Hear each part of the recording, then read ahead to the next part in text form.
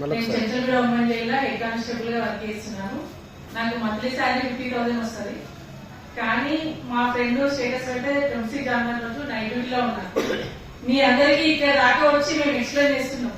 కానీ నేను ఈ గొప్ప అవకాశాన్ని నా ఫ్రెండ్ వాట్సాప్ స్టేటస్ చూసి నేనే అడిగి నేనే జాయిన్ అయ్యాను. ఎందుకు అంటే మాకు డ్యూటీ 6 hours ఉండదు. ఇంకా నేను ఏదో ఒక ఎందుకు నాకు ఇంకా సమయం ఉంది కదా అని అనుకున్నా. నా ఫ్రెండ్ స్టేటస్ చూస్తే ఒక 1 hour ఫోన్ లో ఎక్స్ప్లెయిన్ చేసిండు.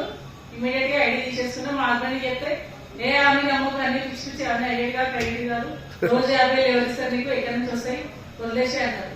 సరే అని 3 రోజులు చూసిన. మళ్ళీ అయితే వద్దన్నారు.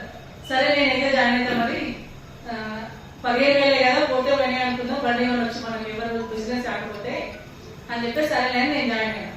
నేను జాయిన్ అయిన తర్వాత మా హస్బెండ్ కూడా 4 రోజులు చూసారు. నేను నిద్ర పోవట్లే, ఆయన నిద్ర ఓడిస్తలేదు.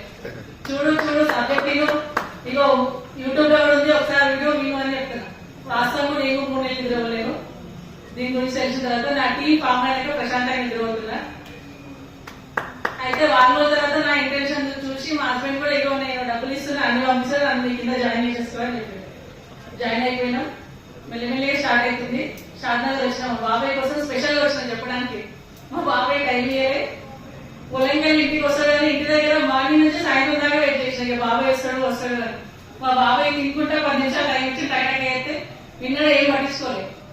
సరే అండి ఇది ఇట్లా కాదని షోరూమ్ అయినా పెట్టుకుందామని ఆలోచన చేసినాం. షోరూమ్ పెట్టుకుంటే బాగుంది కదా, వచ్చే ఫ్యూచర్ లో ఎలక్ట్రికలే కదా.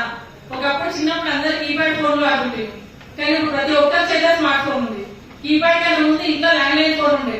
మా చిన్నప్పుడు అయితే మా ఊళ్ళో 2 ఫోన్లు ఉండే. మా సర్పంచ్ మా రాజమామ ఇంట్లో ఫోన్ ఉండే. ఉండదు మా మామ